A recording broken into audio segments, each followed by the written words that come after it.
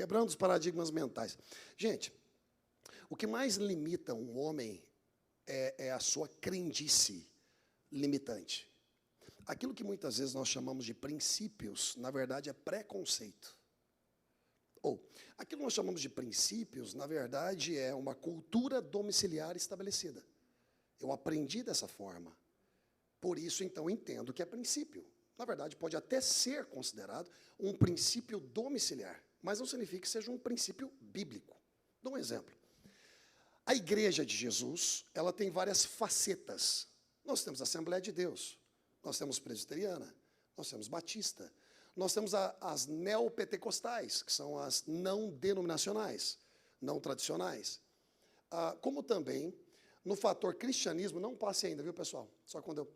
No fator cristianismo, quando se fala de cristianismo, a religião, né, cristianismo, nós temos também várias facetas. O catolicismo também crê em Cristo. Né? Até o próprio espiritismo, que também relata e defende a questão de que eles também creem em Cristo. Então, são várias facetas, até porque o cristianismo é uma religião como todas as outras. Jesus Cristo não criou o cristianismo. Ele estabeleceu o evangelho, que é ele mesmo. É por isso que hoje, ao invés de sermos do cristianismo, deveríamos ser do evangelho. Agora, isso é um tutano, isso é um papo um pouco pesado para ouvirmos, porque nós, talvez, quem sabe, não estamos acostumados a ouvir isso. Mas o cristianismo começa a surgir no século IV, quando o imperador romano Constantino tem uma revelação da cruz, tem um impacto com a mensagem da cruz, que é uma mensagem sacrificial, e implementa a mensagem de Cristo no Império Romano. Porque até então, no quarto século, ou seja, 400 anos depois de Cristo, a cultura era toda helenista, greca, ok? Então, os romanos adoravam aos deuses gregos, ok? Dionísio, deus do vinho, a Diana, né, a deusa Diana, e outros mais, como também adoravam aos imperadores, que também faziam templos para si. Tem algo acontecendo ali atrás hoje. Estenda a mão para lá todo mundo, gente, vai. Pai, em nome de Jesus. Eu não sei o que aconteceu com o Rafa, talvez está muito empolgado que foi contratado. Eu não sei qual é o salário que você deu para ele, você gostaria de compartilhar para a gente? Porque eu não sei o que está acontecendo ali atrás, gente. Que luta, cara, que loucura. O pessoal da internet não é sempre assim. Tá, fiquem tranquilos, mas Deus está movendo ali. Onde eu estava? Sobre o cristianismo. Isso, imperadores construíram templos para si. Se você vai em Pompeia hoje, Pompeia, na Itália, você tem ali em Pompeia um templo de Apolo, para você ter uma ideia, né, um deus que eles acreditavam com cultura helenista. Como em qualquer outra região, até na Ásia Menor, nas igrejas do Apocalipse, as 7 igrejas do Apocalipse, que hoje se encontram na Turquia, você vê templos também dos imperadores. Pérgamo, por exemplo, foi considerada onde o trono de Satanás estava estabelecido. Para você ter uma ideia. Em algumas outras regiões, lá das igrejas do Apocalipse, chama de lugares que possuíam a sinagoga de Satanás, mas se referindo a fariseus e saduceus, que queriam ainda imprimir lei mosaica como adição para a pessoa de fato ser salva. Fazendo assim, então, o sangue de Jesus não suficiente.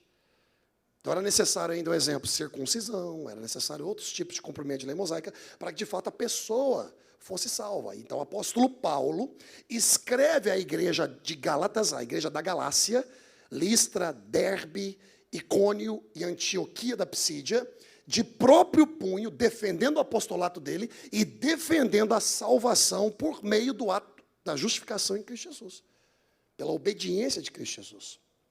Gálatas, por exemplo, 5:1, fala, né, foi para a liberdade que Cristo vos libertou. Não volteis ao jugo da escravidão. Okay? Então, existem muitos paradigmas mentais. O cristianismo começa a surgir a partir do quarto século. Existe uma linha teológica que acredita que, pela queda do imperialismo romano, do Império Romano, economicamente falando, nada melhor do que a implementação de uma mensagem sacrificial para levar o povo a doar financeiramente. Outra linha acredita que, de fato, Constantino teve uma revelação e um encontro com o Senhor.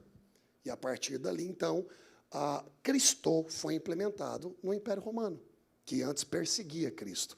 Crucificou Jesus, crucificou Pedro, isso tudo aconteceu em Roma. Matou, assassinou Paulo, decapitado, aos 62 anos de idade. Isso tudo foi em Roma, os italianos. Mas no quarto século, então, tem a implementação do cristianismo. É aí, então, onde surge a religião, o cristianismo, com várias facetas. Agora, Jesus nunca teve nada a ver com as facetas de cristianismo, mas a implementação nele do evangelho. A boa notícia de salvação para todo aquele que nele crê. Deus ama o mundo de tal maneira que envia o Filho. Essa é a boa notícia do evangelho. Então, existem muitos dogmas humanos, dogmas em igrejas, que nós temos como princípio, porque nós adotamos como um credo permanente e defendemos esse credo como se fosse santo. Mas, na verdade, não é. Se você checar nas Escrituras, alguns dogmas, eles entram em conflito com princípios de fato, estabelecidos por Jesus Cristo. Estão entendendo até agora? Estão entendendo? Ok. Então, só para vocês entenderem que para romper paradigmas, eu disse isso como uma introdução, não tem muito a ver com isso a mensagem, mas para vocês entenderem que nós somos completamente vinculados, reféns, por que não dizer, do ensino que tivemos em casa. Papai e mamãe estão aqui, minha mãe linda está aqui, papai, não sei, deve estar na porta. Eles me ensinaram muitas coisas, que eu entendi como princípio domiciliar. Princípio paternal, maternal, mas algumas coisas que eles me ensinaram, por exemplo, de cristianismo, de evangelho, foi completamente mediante ao que eles aprenderam. Então, eu tinha uma conduta de torcer o braço de Deus para conquistar o que eu queria. O meu jejum não era o adequado, mas era o jejum para barganhar com Deus. Bom, eu me sacrifiquei, Senhor, agora o Senhor tem que responder. Eu orei, busquei no joelho. Agora o Senhor... Rapaz, Ele nos cura porque Ele nos ama, não porque a gente colocou o joelho no chão. Entendeu? Ele nos abençoa não por causa da minha justiça própria, mas porque Ele deseja abençoar. Não significa que eu deixo de orar, porque a oração significa uma intimidade com o Senhor, nos relacionar com Ele, dialogar com Ele. E por isso que a oração muito pode em seus efeitos. Por quê? Porque eu falo com a causa. Quem é Deus? Então, uma vez que eu falo com Ele, Ele revela os seus secretos para mim, me inspirando e me direcionando, é fato que vai ter efeito na minha vida. Mas eu não oro para obter, eu não oro. Eu declaro, eu creio, eu confesso a palavra, e quanto mais eu confesso a palavra, as manifestações vão acontecendo. Né? O meu jejum não é para conquista de batalhas, como muitas vezes nós observamos no Velho Testamento. Não, o meu jejum é para direcionamento, para sintonia com Deus. É quando eu preciso de uma resposta de Deus, é quando eu preciso de uma orientação direta em algum aspecto da vida. Eu calo a minha voz, não só de comer, mas de tudo. Tem gente que só faz regime. Eu, por exemplo, eu me desligo de tudo. É telefone, são conversas, às vezes até trabalho. Eu me separo e eu quero ouvir a Deus. Eu trago a minha vida para o quarto do silêncio, para ouvir a Deus. Então, eu não uso o meu jejum como uma ferramenta de conquista. Eu não uso a minha oração como uma ferramenta de conquista. Eu sei que Ele tudo já conquistou por mim. Eu confesso a palavra para ir conquistando de acordo com aquilo que já é direito meu. Está claro?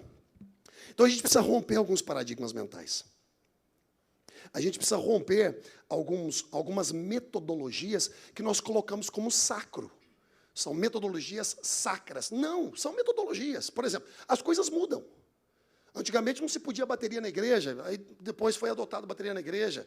Não podia televisão, agora só se faz igreja com painel digital. Depois o retroprojetor, que todo mundo sujava a mão e tudo, álcool. Quem é dessa época aqui, gente? Glória a Deus. Né? E aí depois veio o projetor, quem tinha um projetor 4K e tudo era maravilhoso. Agora é o painel digital. Vê a evolução tecnológica como foi rompendo com paradigmas, com dogmas que as pessoas entendiam ser sacro. Mas não era. Eram métodos humanos. A gente precisa prestar atenção nisso. Santo é gente, não são coisas. Coisas é para servir ao Senhor. Elas servem ao Senhor. Nós somos santos. O Senhor está preocupado com gente. Ele veio salvar vida humana. Ele não veio salvar regras. É por isso que ele tinha vários confrontos com os fariseus e saduceus. Ele curava no sábado. E quase que ele fazia isso realmente para poder... E os camaradas reclamavam. Você cura no sábado? Você não sabe que isso não pode? Bem, Jesus fala, vocês não tiram os animais de vocês e não alimentam os animais de vocês? Isso não é um tipo de trabalho? E eu não curaria esse filho de Abraão, ou seja, que tem promessa na vida, que tem pacto? Aí Jesus completa em outras passagens, em conflitos com os fariseus, dizendo, vocês são como túmulos caiados. Vocês são lindos por fora. O discurso é lindo. O comportamento é lindo. As vestimentas são lindas. As cerimônias são lindas. Mas vocês são podres por dentro. Em uma outra porção ele fala bem assim, vocês não entram e não deixam ninguém entrar. Vocês ficam na porta. Na porta. Qual é uma forma hoje de nós compreendermos o fariseísmo na igreja? São esses dogmas, essas regras que comprimem pessoas, que engessam pessoas, que limitam elas de chegar até o Senhor e de compreender o amor do Pai. São paradigmas mentais.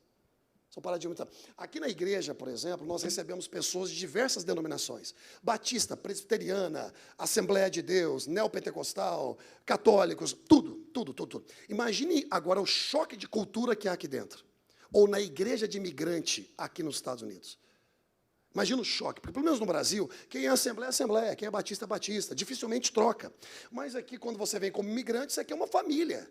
E muitos vêm à igreja porque precisam se relacionarem com pessoas que poderão abrir porta de trabalho, ajudar para poder inscrever as crianças na escola, para poder obter algo como móveis, uma ajuda para alugar uma casa.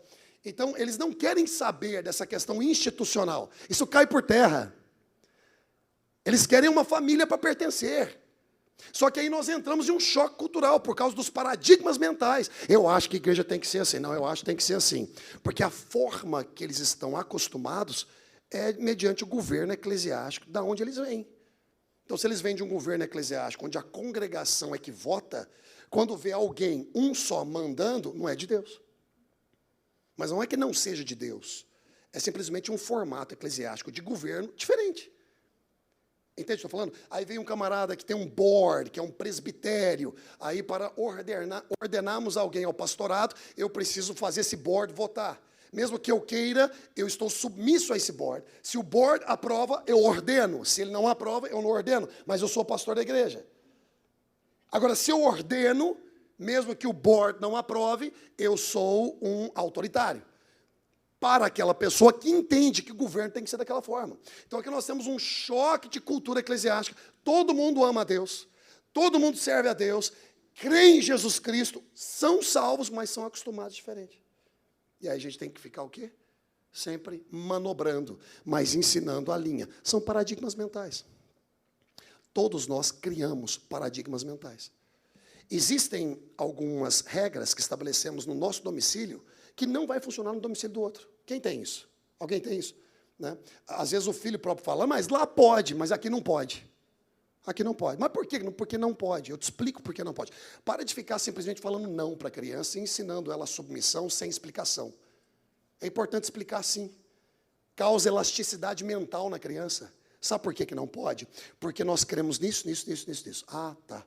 Você pode não concordar, mas essa é a razão pela qual eu estou falando não.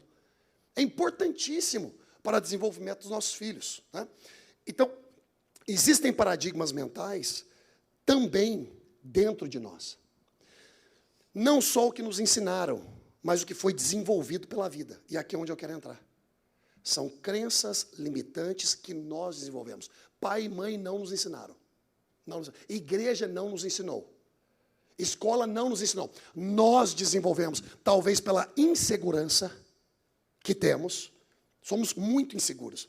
O que uma pessoa vê sobre nós, a gente não enxerga na gente mesmo. Poxa, mas você vê isso tudo em mim, cara? Eu sou tão crítico de mim mesmo. Eu acho que o meu conteúdo não é tão legal assim. Não, cara, você não tem noção, muito bom, não sei o que. Cara, às vezes o Batalha me liga e fala assim, cara, você não tem noção do que é que você fala, não sei o que. Cara, para mim, entendeu? Então, assim, as pessoas têm a tendência de valorizar o que nós temos, network, amizades, recursos, muito mais do que nós mesmos, porque para nós é corriqueiro, para nós é normal. Está entendendo o que eu estou dizendo? E o que nós vamos criando? Paradigmas mentais desenvolvidos por nós mesmos. Eu não posso, eu não tenho capacidade, eu não vou conseguir. E eu estou olhando assim, rapaz, você não tem noção quem você é. Vocês são fantásticos. Você consegue perceber o que Deus colocou na sua vida? O que você carrega? Eu não vejo nada. Realmente, porque não vemos. Glória a Deus pela igreja, glória a Deus pela liderança, glória a Deus por pessoas que são capazes de enxergar o que nós não enxergamos. Sempre a casca de feijão que sobra depois de um almoço delicioso só poderá ser enxergada, vista por aquele que está fora. Não por aquele que... Você não enxerga a própria casca de feijão no teu dente, mas o outro consegue. Se ele for honesto, ele vai falar, ó, tem isso aqui, vamos ajustar, e tem isso aqui de potencialidade, vamos desenvolver. Quero falar um pouquinho sobre isso. Tenha um pouquinho de paciência, porque vai ser uma benção. Eu tenho certeza que vai ser uma benção. Vamos lá, gente? Vamos lá, passa para mim, por gentileza. Nós vamos somente utilizar esse versículo. Nós não vamos usar mais nada. Só esse versículo, mais nada. E sabe o que nós vamos fazer? Como um açougueiro. Nós vamos descarnar. É assim que fala. Vamos arrancar, desossar.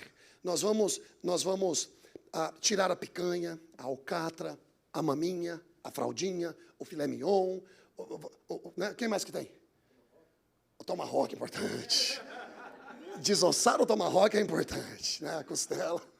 O cara já vai no tomahawk, né, cara? Que loucura. Só aqui sozinho, né? É isso que nós vamos fazer. Está aqui o boi. Nós vamos desossar isso aqui. Vamos lá. Diz o preguiçoso. 2 pontos. Diz o preguiçoso. Quem diz? O preguiçoso.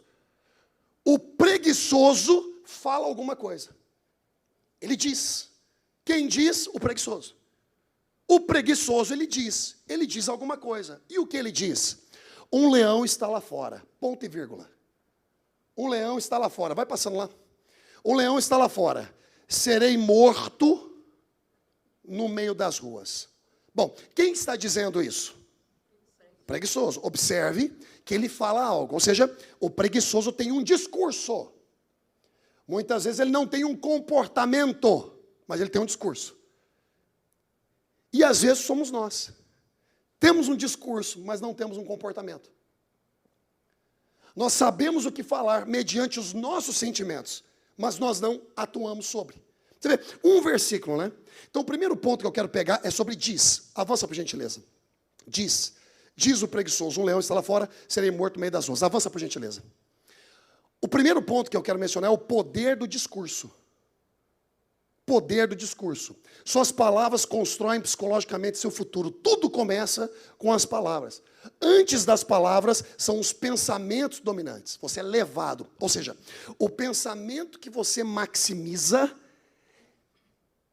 é a palavra que você manifesta e, consequentemente, a ação que você demonstra. O pensamento que você maximiza é a palavra que você manifesta e, consequentemente, a ação que você demonstra. São as bases da psicologia. Básica. As bases básicas da psicologia. Pensar, sentir e agir. Eu atuo da forma que eu atuo porque eu sinto da forma que eu sinto. E eu sinto da forma que eu sinto porque eu penso da forma que eu penso. Por que você está fazendo isso? Não, porque eu sinto. Mas por que você sentiu? Porque eu pensei. Cultura. Paradigmas. A pessoa que se sente inferiorizada, ela ataca pessoas. Pessoas que se sentem não suficientes, elas ficam enciumadas que um outro esteja fazendo. Está entendendo o que eu estou dizendo? São paradigmas, são paradigmas. Então, o pensamento que você maximiza será o comportamento que você vai manifestar. Os pensamentos criam palavras, confissões. E as confissões dirigem seu corpo. Dirigem seu corpo. Então aqui quem está dizendo é um preguiçoso. A origem das suas palavras está na forma que você pensa. Na forma que você pensa. Passa por gentileza. Olha só que interessante. Passa por gentileza. Rapidinho, vamos lá, Rafa. Rafa? Ah, gente, eu não acredito que está desse jeito. Olha lá. Passou? Aqui, olha lá. Diz. Na verdade, você tinha avançado muito, né? A abordagem está aqui, ó. Diz. Passa, por gentileza, agora. Poder do discurso. Meu Deus. Passa. Agora passa de novo, Rafa. Okay. Boca. Bênção ou maldição. É o que a Bíblia diz. Está no poder da língua. E aqueles que dela vivem, comerá dos seus frutos. É o que a Bíblia diz. Pergunta para você, o que você mais confessa no seu dia a dia? Muito sério isso. Para muitos parece algo superficial, mas é muito sério isso. O que você está discursando? O que você está falando? Porque o que você discursa, você não discursa porque veio naquele momento da cabeça. Não, você fabricou o pensamento, por isso você está discursando. E quando você fabrica o pensamento, você ativa as suas emoções. Seus sentimentos são ativados, e por isso que muitas pessoas não têm atuam pelo ímpeto, falam sem pensar. Estão entendendo o que eu estou falando, gente? Qual é o seu discurso acerca de você mesmo? Você tem o poder nas palavras para se convencer? Porque o que você discursa não pode só ter ação na vida de outros, tem que ter ação na sua vida. Tipo assim, ó, eu posso. Eu sei que o meu sentimento está falando que eu sou limitado. Eu sei que o meu sentimento está falando que já passou meu tempo. Minha idade já foi. Eu sei que o meu sentimento está dizendo, não, mas eu já sou divorciado, ninguém vai... Não, mas eu sei que... Não, mas eu não estudei, eu não tenho uma graduação. Eu sei que o sentimento vai sempre atacar. O que mais ataca você é você mesmo. Verdade ou não, gente? É o que mais ataca você é você mesmo. Então a pergunta seria, o que você diz para você mesmo? Qual é a palavra que você banha o seu ser todo dia? Você acorda e você declara e decreta. Porque se você está vazio, pega a escritura, espalha no quarto e começa a lê-la. Eu posso todas as coisas que me fortalecem. 1000 cairão ao meu lado, 10.000 à minha direita, mas eu não vou ser atingido. Maior é o que está em mim do que o que está no mundo. O Senhor é meu pastor, nada me faltará. Em paz me deito, logo peco no sono, porque só tu, Senhor, me faz repousar em segurança. Doce ao sono do trabalhador. Aos seus ele abençoa quando dorme. Você vai usando escritura, colocando dentro de você e confessando essas escrituras. Okay? Então, o poder do discurso. Observe que o preguiçoso ele tem um discurso. O discurso dele não foi muito bom, não. Mas existe um poder no discurso. Avança, por gentileza, filho. Número 2. Vamos agora nos concentrar na palavra preguiçoso. Ok? Diz o preguiçoso, um leão está lá fora. Serei morto no meio das ruas. Ou seja, nós já falamos de diz. Discurso, poder do discurso. Agora, nós vamos falar sobre a verdadeira preguiça. É o ponto número 2. A verdadeira preguiça. Qual é a verdadeira preguiça? Passa, por gentileza, filho. Passa, por gentileza. Etimologia. Não, passou muito, volta. Etimologia de preguiça. A palavra preguiça tem a sua origem no latim. Pigritia, de piger, que por sua vez significa preguiçoso, vadio e tardio na ação. Esse é o significado de preguiçoso. Agora, veja bem, preguiça, para mim, na verdade, é deixar de se tornar aquilo que se pode ser. Eu posso ser, mas eu não assumo aquela responsabilidade para me tornar. Eu não leio livros, eu não graduo, eu não vou para a escola, eu não quero mudar minha vida. Ou seja, eu tenho potencialidades para serem desenvolvidas. Eu posso buscar qualificações, mas a minha preguiça não me deixa, por causa dos meus paradigmas mentais. Então, preguiça para mim é, podendo se tornar, não se torna. Tendo capacidade para realizar, não realiza. Porque tem um discurso para si mesmo que é limitante para novas oportunidades. Lembra que o texto está falando, um leão está lá fora. Para você ver, o camarada já está com medo de algo, sendo que ele está dentro e tem coisa lá fora. Eu nem vou sair lá fora. Está entendendo? Passa por gentileza, filho. Passa por gentileza. Quando temos poder para nos tornar algo e não nos tornamos, somos preguiçosos. Preguiça não é não fazer. Não fazer é a decisão de alguém. Ou seja, quem não está fazendo, já não está fazendo. E que decisão é essa de não fazer? Já não está fazendo. Não é uma decisão. Você já não está fazendo. Né? Preguiça é não se tornar, podendo ser. Passa, por favor, filho. Ponto número 3, na passagem. Diz, nós já falamos, poder do discurso. O preguiçoso, falamos sobre a verdadeira preguiça. Está muito acelerado isso aqui, porque o tempo e... Isso aqui é mais ou menos 3 horas, mas amém, vai pegando aí, tá, gente? Um leão está lá fora. Agora, o ponto número 3 é prisioneiro de si mesmo. Lembra que eu falei que a gente vai tratar só de um versículo? Então, esse camarada que fala é preguiçoso. O preguiçoso diz alguma coisa. Mas, na verdade, o que ele é? Prisioneiro de si mesmo. Porque, olha só, avança, por favor. Olha só alguns pontos que eu anotei aqui. Olha que interessante. Ele diz, lá fora, um leão está lá fora. Então, partindo do pressuposto que está lá fora, então ele está aqui dentro. A pergunta seria, dentro de onde? De um lugar seguro. Na Escritura nós entendemos que é dentro da casa dele. Mas, na verdade, ele está dentro de casa porque ele é prisioneiro dele mesmo. Não somos aprisionados em um lugar, mas sim dentro da nossa própria mente. O leão está lá fora, logo estou aqui dentro. Então eu estou prisioneiro de mim mesmo porque reconheço que existe um perigo lá fora. Eu não quero encará-lo. Eu não quero peitá-lo. Eu não gosto de riscos, e eu estou falando de riscos mensuráveis. Eu não quero encarar as minhas realidades. Eu prefiro me esconder no meu discurso. Eu vim de uma família pobre, eu não vou ter oportunidade mesmo, porque ninguém vai me valorizar. Alguns falam, olha a cor da minha pele, olha a minha estatura, eu sou muito magro, eu sou muito obeso, eu sou isso, aquilo. Eu não sei falar inglês. Eu não tenho amigos importantes que podem me apresentar alguém para que então... Eu não tenho um empresário rico para chegar aqui e ofertar. Vamos orar. Senhor, manda empresários. Não, vamos potencializar quem a gente tem aqui para prosperar. Ao invés de eu ficar esperando alguém para financiar, eu potencializo quem está aqui dentro, que é o que eu estou fazendo hoje, em um culto de quarto que mais ou menos está parecido com um seminário.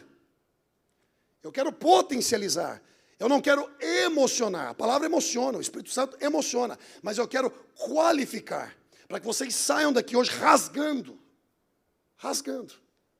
Entendeu o que eu estou falando? Então, o que você pensa sobre você mesmo? O que você pode se tornar, mas não se torna? Porque você está completamente intimidado com os desafios que a vida lhe apresentou. Tem coisa que acontece na nossa vida que nós não escolhemos. Mas acontece. O que eu vou fazer com isso?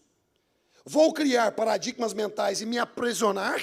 Eu mesmo me aprisionar dentro de mim mesmo, ou eu vou, através dessas situações, criar ferramentas de superação. Amém, gente? Amém, gente? Passa por gentileza, filho. Passa. Nelson Mandela ficou preso dentro da prisão, né? Ficou dentro da prisão por 27 anos. Mas ele era livre. Ele era livre. Quando saiu da prisão, ele já era livre. E se tornou o primeiro presidente negro da África do Sul. Pessoas que estavam dentro de jaulas, mas livres.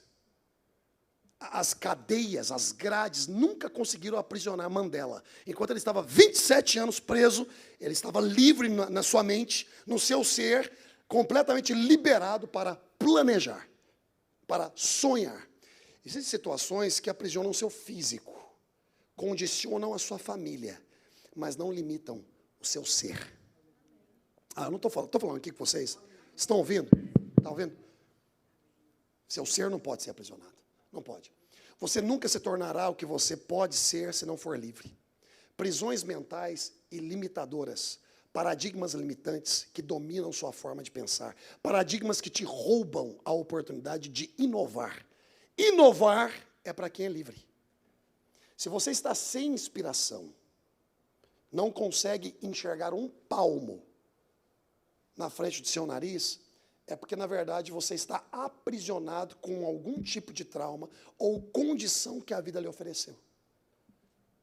Alguém que te abandonou, um sócio que te traiu, um filho que te decepcionou, e você ficou estagnado, não enxergando mais um palmo na frente. Mas se você se libertar e compreender o que você carrega da parte de Deus, você começa a inovar. Você começa a mudar a sua história. Não palavra de coach, não estamos falando de palavra de coach, estamos falando de Bíblia, Provérbios.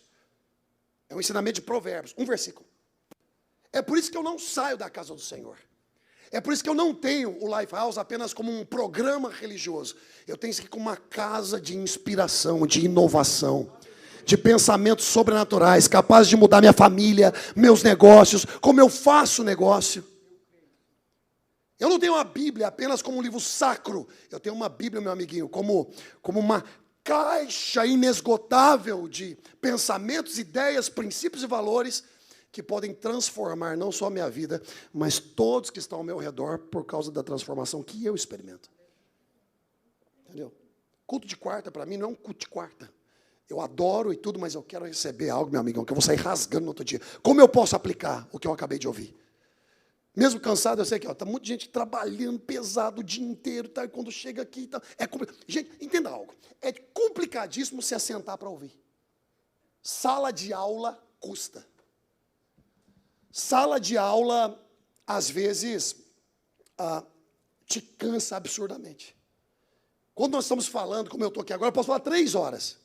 3 horas. E se o conteúdo é legal, às vezes você nem vê a hora passar. Mas se assentar para ouvir informação custa. É por isso que poucos se inscrevem em cursos. Custa. Eu quero, eu sei que preciso, mas a minha força é onde entra a preguiça. A preguiça, na verdade, não é apenas algo banal, que você chama alguém, sou preguiçoso. Não, é bíblico. Vai ter com a formiga, ó. O que está falando aí? Meu amigo, vai realizar como a formiga realiza. Vai trabalhar. Por exemplo, você quer resultados, mas você não quer trabalhar. Você quer um legado sem construir. Você sempre será conhecido pelas realizações que você tem. No princípio criou Deus os céus e a terra. No princípio criou Deus. Ou seja, no princípio, iniciativa. O que eu inicio gera realização. Quem tem iniciativa tem realização. No princípio criou. Criou quem? Deus. O que você cria revela quem você é. Deus. No caso do versículo. As pessoas conhecem você pelo seu currículo vitae. Manda seu currículo. Eu quero saber de quem você é filho. Eu quero saber qual cidade você vem. Quero saber qual língua você fala. Eu quero saber quanto tempo você durou no último emprego. Isso tudo é análise cultural, filosófica, análise de consistência. Está chato isso aqui? Não. Existe uma diferença entre average e mastering. Existe uma diferença entre regular e maestria. E o que é que difere os dois? Consistência. Consistência. Tem gente que é regular. Regular, normal. Mas tem gente que é mestre. Desenvolve uma maestria por causa do nível de consistência que ele coloca naquilo. Coloca naquilo. Eu vou ser bom nisso. Amém, queridos? Amém? Então, abandona essa prisão, gente. Não seja prisioneiro de você mesmo. Okay? Fala bem forte para a pessoa que está do seu lado. Aí, se for meu marido, mulher, está tudo bem, pode falar. Fala assim, não se auto-aprisione. Não, mas fale como se você tivesse com vontade de falar. Fala assim, ó, não se auto-aprisione. Sabe por quê? Porque muitas vezes a pessoa que se auto-aprisiona, ela quer colocar na conta do outro. Eu sou assim por causa dele. Isso cansa os outros. Já viu o filho falar isso para pai e mãe? Já viu? Pelo amor de Deus, gente. E já viu pai e mãe desenvolver culpabilidade por causa de filhos insensatos que falam que não deveriam? E já viu pai e mãe também falarem coisas que, na verdade, não são verdades, mas é o que eles sentem. A gente tem que ter um aferidor de temperatura emocional. A gente chama isso, o doutor Augusto Cury, por exemplo, fala muito sobre isso, sobre a gestão da emoção, cara. Você tem que entrar num caso de amor contigo mesmo, que você não ama você mesmo, você não ama ninguém. E você não fale para mim que ama a Deus, se você está querendo distância de todo mundo. Porque se você não ama quem você vê, como é que você fala para mim que ama a Deus? Isso é papo errado. Não, agora eu sou um desigrejado. Eu amo a Deus, tenho relacionamento com Ele, mas não preciso da instituição. Não, na verdade você é um frustrado. E sabe o que vai acontecer? Você vai ser um desviado e vai levar a sua geração inteira para desviado. Por quê? Porque você está pensando que a instituição foi o problema. Não, não foi o problema. Foi o seu esfriamento na fé. Porque eu tenho vários motivos para não estar aqui, mas um só basta para estar aqui. Cristo Jesus. É maturidade, calibre, né? Eu podia estar aqui hoje falando em língua, entendeu? Pregando, emocionado, todo mundo saindo chorando. Ai, meu Deus, que culto foi aquele, que bênção. Ai, que bênção. Porque as pessoas amam profetas de revelação, mas menosprezam profetas da explicação. As pessoas são apaixonadas por profetas de revelação, mas elas menosprezam profetas da explicação. Mas é o profeta da explicação que te libera para o dia a dia. Porque nós somos encantados por aquilo que nós não entendemos. Chamamos de Deus, nos movemos. Ai, nossa, que palavra, você viu que o profeta... Ai, que coisa linda, Deus. O que você entendeu? Nada. O que Deus vai fazer? Olha que bênção, hein?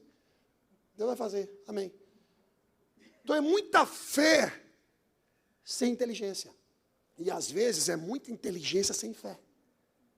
Sabe? É o equilíbrio, gente. Deus fez céus e Deus fez terra. Tem gente que está tão no céu que virou fantasma. Você fala, bom dia, rocossoirá, bom dia. Meu Deus do céu, que loucura, cara. Fala bom dia só, tá tudo certo. Bom dia, bom dia. Fala normal. E parece que uma mensagem como essa é uma mensagem forte. Porque é uma mensagem que provoca análise. Todos vocês que estão me ouvindo agora, vocês estão sendo confrontados com uma informação sem a minha intenção de te confrontar, mas na verdade confronta porque você aciona o seu banco de dados, o que você tem como verdade, o que você tem como crivo, o que você tem como princípio. Então você fica checando toda a informação que eu estou falando, comparada àquilo que você já teve. Porque você julga a informação nova através da informação velha já obtida. É assim. É assim. Né? Passa por gentileza, filho. Passa por gentileza. Último ponto, porque na verdade são 7 pontos. E os outros 3 pontos eu vou passar semana que vem. Tá bom, gente? Porque o tempo já esgotou, 9h49. Eu quero ser fiel com o tempo. Tivemos um bom tempo de adoração. Estamos tendo um bom tempo de conteúdo. E a gente não precisa dar tudo uma vez. Está tudo certo. Semana que vem, todo mundo aqui, a gente termina os outros 3 pontos. Tá bom? Muito importante isso aqui para funcionários, para empresários, entendeu? Para pessoas que gerem pessoas. Isso ajuda muito, libera muito. E para a igreja, principalmente. Olha só, um leão está lá fora. Bom, nós falamos do ponto número 1, poder do discurso. Diz, discursa. O preguiçoso, falamos sobre a verdadeira preguiça. Podendo se tornar, não se torna. Né? Está lá fora, logo estou aqui dentro. Não é verdade? E estando aqui dentro, sou prisioneiro de mim mesmo. Ponto número 3. Né? Ponto número 4, monstros imaginários. Nós criamos eles. Nós criamos eles. Um leão está lá fora. Olha só, passa por favor, alguns pontos que eu separei aqui. Olha só que interessante. Ó. Ele está dentro da casa e diz que lá fora tem um leão. Como ele sabe? Ele não sabe, ele deduz. Porque ele não saiu para ver. Ele cria seus próprios monstros. Para explicar os nossos fracassos, criamos monstros. Bichos imaginários. Limitadores imaginários. Verdade ou não é? Alguém contou, ele espiou pela janela? Bom, o texto não diz. Mas o que o texto diz é que se a gente for contextualizar, ou seja, contexto, texto, pós-texto. O contexto é que é um preguiçoso falando. Então já se subentende que nem levantar da cama ele levantou, não pesquisou não. Então ele cria um monstro imaginário. Para quê? Para explicar o fracasso dele. Para explicar a falta de vontade que ele tem de sair da cama e mudar a sua história. Agora, eu não preciso de um coach. $2.000 pagar isso para um coach. 2 mil, tem gente que paga fortuna. Né? O que nunca deu de oferta, o que nunca deu de dízimo, mas paga uma fortuna. Só ler provérbio, gente. De graça. E sabe o quê? Valorizar os seus pastores. Às vezes nós valorizamos muito mais digital influencers que a gente nunca viu do que valorizamos aqueles que quando a gente faz aniversário ora por nós. Quando a gente casa, performa o nosso casamento. Quando a gente passa por apuro, nos aconselha. Se porventura partirmos dessa para a glória, fará o nosso sepultamento. Nós valorizamos muito mais pessoas em distância. Nossa, olha que homem lindo, olha que homem maravilhoso, olha que ele fala, não, inteligente, né? Olha isso aqui. Tá. Aí quando a pessoa vem, aí paga uma fortuna. Não, mas quer dizer, cara, pelo amor de Deus, gente. Que loucura é essa? E o mundo está se viciando nisso. Você pode ver o que mais tem hoje é conteúdo digital. As pessoas querem ferramentas prontas, desenvolvidas pela experiência de outro, e não por elas mesmas. Outros. Davi disse para Saul, meu rei, essa armadura sua não me cabe. Eu vou lutar com aquilo que eu tenho experiência. Contra esse gigante, você não pode, Davi. Ele é guerreiro desde mocidade. Ou seja, Davi, ele é guerreiro desde a sua idade. Meu rei, quando se levantou um leão, eu matei. Se eu ver um leão, eu corro, cara. Mas eu corro, não sei nem se eu consigo. Ele vai me pegar, mas eu corro. Não vem para mim, não, eu vou tentar encarar. Rapaz, você corre de cachorro, às vezes. O cachorro, docinho, a Pepa, vê a Pepa, né? A Pepa é doce, você entende? Mas a cara dela é meio brava, né? Eu fico vendo gente, assim, quando eu estou passeando com ela, passar do lado, ela faz assim. Cachorro. Eu também faço, quando eu vejo cachorro dos outros. Confio, não, fazer. É. Então, essa confiança que às vezes a gente fala que tem, então não é nada. Não é nada. Olha lá o que eu faço, não é nada. Quando tu aperta mesmo, você... Ai, meu Deus, sabe o quê? Davi falou assim, veio um leão, matei ele, rasguei no meio. Saul já, vixe. A palavra do Senhor fala que Saul era o mais perigoso dos guerreiros. Todos batiam no ombro dele. Ele era bonito e rápido como uma águia. Ele e Jonatas. Essa é a referência que a Bíblia dá dele. Só que ele não desceu para encarar Golias, não. Tem gente que ensina para você tudo que quer ensinar. Mas se for para matar Golias, não desce, não. Só tem discurso mesmo. Aí você olha a realização da pessoa, também não tem, não. Aí você vai checar, né? É um cara que toca um berrante. Quem conhece berrante aqui? Berrante. Quem conhece berrante? Berrante. Né? Ou chofar, né? Chofar. Mais fino um pouco. Toca, pá! Aí você olha, pai, tá vindo uma boiada. É uma boiada. Aí você tem um boizinho atrás. Boizinho.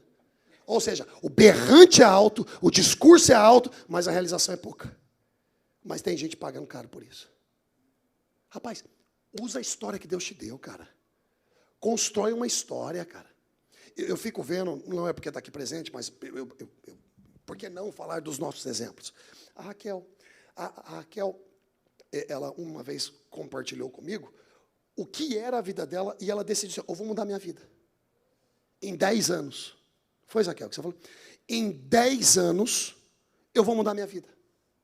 Vou me graduar, vou não sei o quê, vou ser real, eu vou mudar a minha vida. E mudou a vida dela. Ela mudou a vida dela. E eu posso te revelar uma coisa, não foi com ferramenta de um monte de gente, não, ela foi criando as dela. Porque quando você é jogado para dentro de uma floresta, ou você cria ferramenta lá dentro, ou você é comido pelos bichos.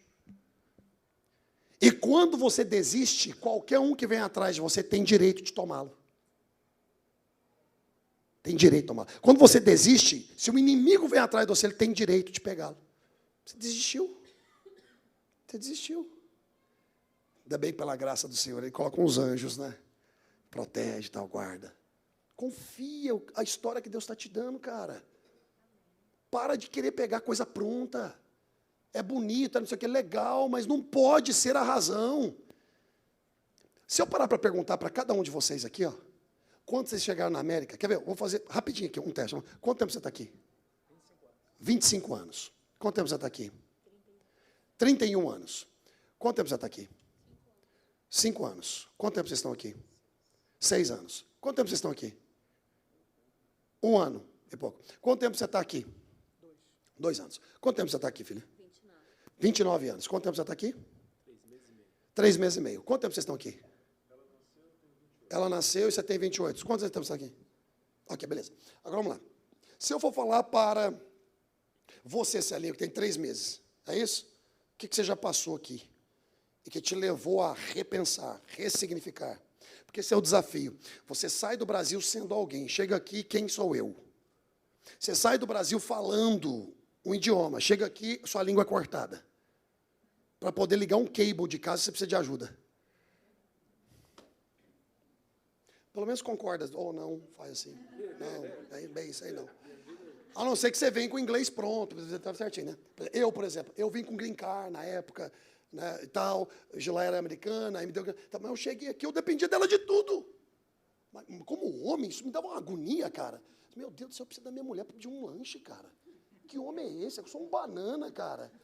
E a gente não tem paciência com a gente mesmo, verdade ou não é, gente? A gente se martiriza, a gente se machuca, a gente se corta, a gente não gosta da parada. Por quê? Nós não queremos processos.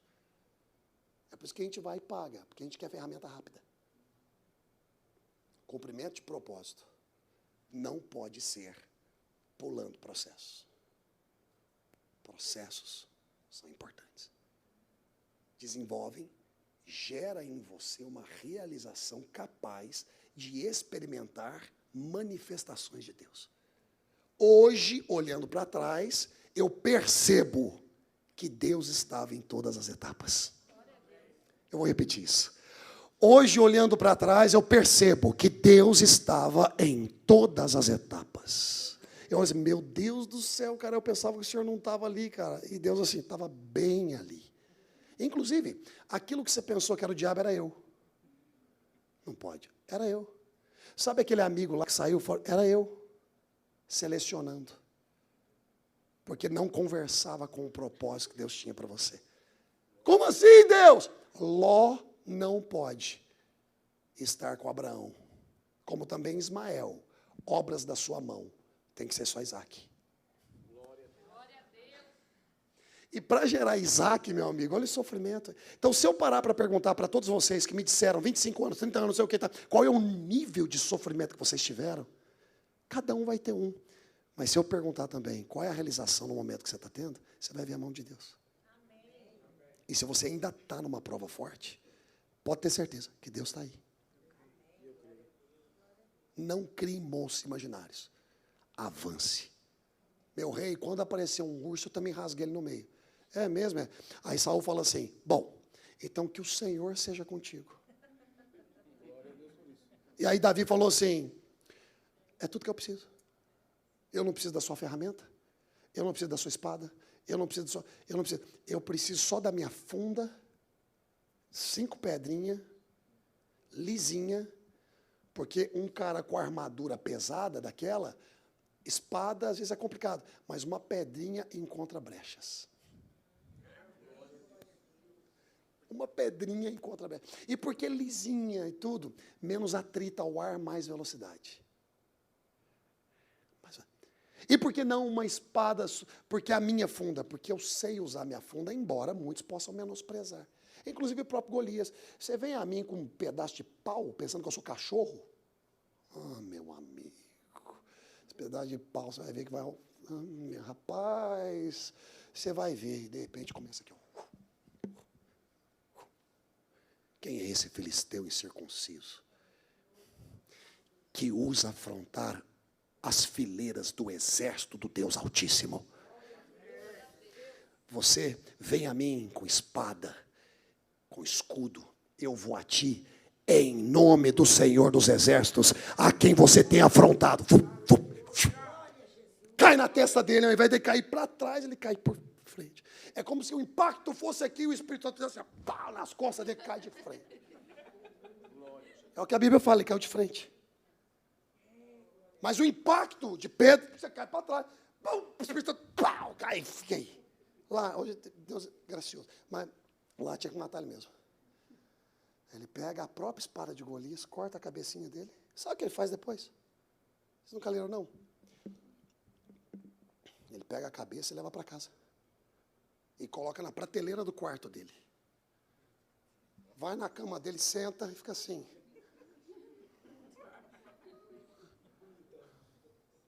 Você era monstro imaginário do rei fortão lá. Meu não.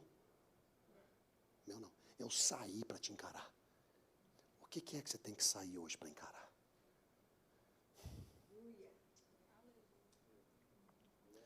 Se você não pegou nada do que eu falei até agora, só pega isso. O que você está saindo para encarar? Deus vai te dar a cabeça disso. Eu disse que Deus vai te dar a cabeça disso. Você não está acreditando, não? Deus vai te dar a cabeça disso. Você vai pegar a cabeça, você vai levar para o teu quarto de intimidade, que você ora, que você busca o Senhor, e vai colocar ali como troféu. E depois vai levar a espada para os sacerdotes. Fala, guarda aí.